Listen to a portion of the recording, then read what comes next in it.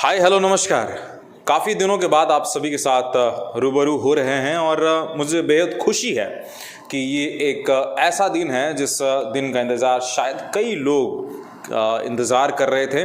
साल 2020 का सबसे पहला एग्ज़ामिनेशन एसबीआई जूनियर एसोसिएट्स की बात कर रहा हूँ, जिसका प्रीलिम्स ऑलरेडी कंडक्ट हो चुका था और रिज़ल्ट जो है अप्रैल, मई, जून, जुलाई, अगस्त, सितंबर, अक्टूबर में जाके और दैट अक्टूबर 20 में जाके आज ही के दिन एसबीआई ने चूज़ किया कि आज डिक्लेयर करते हैं रिजल्ट को और साथों साथ मेंस की एडमिट कार्ड भी इन्होंने जारी कर दी है। 31 को मेंस की एग्जामिनेशन होनी है और जो कयास लग रहा था 31 वो बिल्कुल सही नज़र आया।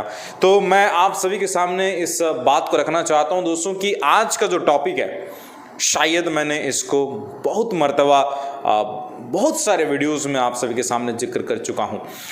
एसबीआई क्लर्क को क्रैक करना इज़ काफ़ी easier than any other examination के क्लरिकल की बात कर रहा हूँ। यानी एसबीआई क्लर्क को आप रख लीजिए और आईबीपीएस क्लर्क को आप रख लीजिए, और अगर आप ऑप्शन देते हैं कि दोनों में से कौन सा ज़्यादा इजी है, तो मैं आपको बिल्कुल हंसी हंसी के साथ बता सकता हूँ, खुशी खुशी के साथ बता सकता हूँ कि एसबीआई क्लर्क को निकालना काफ़ी इजी होता है। ऐसा क्यों?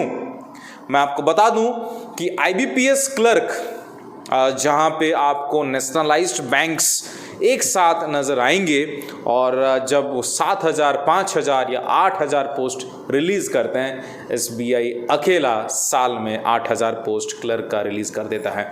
सो इससे ये पता चलता है कि एसबीआई में वैकेंसीज तो तगड़े होते हैं, साथों साथ आपको एग्ज़ाम फॉर्मेट में भी जो है चेंजेस नज़र आएगी। बारीकी से अगर इसको समझें तो मान लीजिए आपकी इंग्लिश पस्त है, मान लीजिए जिस इंग्लिश को आप डरते हैं इवन सेक्शनल क्वालिफाई करने का, वो डर आपको एसबीआई में नज़र नहीं आएगा, बिकॉज एसबीआई में सेक्शनल कट ऑफ नहीं है दोस्तों। तो आपका कोई भी सेक्शन ठप हो, चाहे वो आपका इंग्लिश का सेक्शन हो, चाहे वो आपका मैथ्स का सेक्शन हो। मान लीजिए आप मैथ्स में ठप हैं, यानी आपको कॉन्फिडेंस आपको मिलता है रीजनिंग बनाने में और आपको लगता है कि रीजनिंग के कोई भी क्वेश्चंस आ सकते हैं तो मैं उसको बना सकता हूं, तो एसबीआई को मौका देता है दोस्तों कि अगर आपने मैथ्स में 10 क्वेश्चंस बनाए तो रीजनिंग जहां पे आप 20 बना सकते थे, आप इस माइंडसेट के साथ जा सकते हैं कि उसको 30 कैसे बना दो। सो यहां पे एसबीआई में सेक्शनल कट ऑफ नहीं है, आईबीपीएस में सेक्शनल कट ऑफ है। यानी जो बंदा इंग्लिश में ठप है तो वो गया वहीं पे, अगर वो सेक्शनल क्वालिफाई नहीं कर पाता है तो एसबीआई लेकिन आपको एक अच्छा चांस देता है। अब सवाल खड़ा होता है दोस्तों कि हमने देखा कि एसएससी सीएचएसएल में एग्जामिनेशन के जो करंट अफेयर्स का जो सेक्शन है, जो एक सेक्शन आता है ना, general awareness and current affairs के सेक्शन की बात कर रहा हूँ, जनरल स्टडीज़ भी आता है वहाँ पे ये देखने को मिला कि साल 2019 के क्वेश्चंस यानी नवंबर के क्वेश्चंस आपको पूछे थे। तो इस बार क्या एसबीआई वही चीज़ करा सकता है क्या? क्योंकि ये एसबीआई आज का एग्ज़ाम नहीं है, ये तो मार्च की एग्जामिनेशन थी, ये तो अप्रैल में होना था।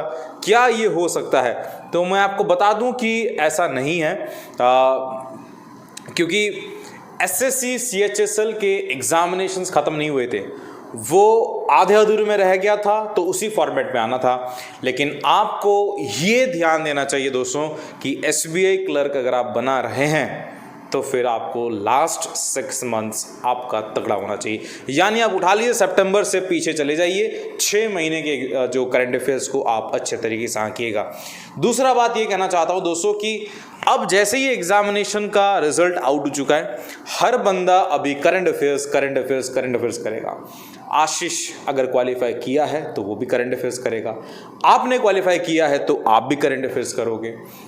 होगा क्या, जब एग्जामिनेशन का रिजल्ट डिक्लेयर होगा तो आपको दिखेगा कि आशीष ने 27 लाया तो आप 30 लाया हो, लेकिन आपका मैथ्स जो है वो घटिया था। मेरा मैथ्स अच्छा है, मैथ्स में वेटेज भी ज़्यादा है, मैंने मैथ्स में अच्छा कर लिया। सो मैथ्स और रीजनिंग कोर सब्जेक्ट्स हमेशा रहे हैं। आपकी बेसिक्स जितनी स्ट्रांग है, आप उतने तगड़े हिसाब से आप दोनों सेक्शन को, वेटेज के क्वेश्चंस हैं वो यानी आप समझ सकते हैं ना, कई क्वेश्चंस ऐसे होते हैं जो 1.25 1.5 मार्क्स के होते हैं, निकाल सकते हो।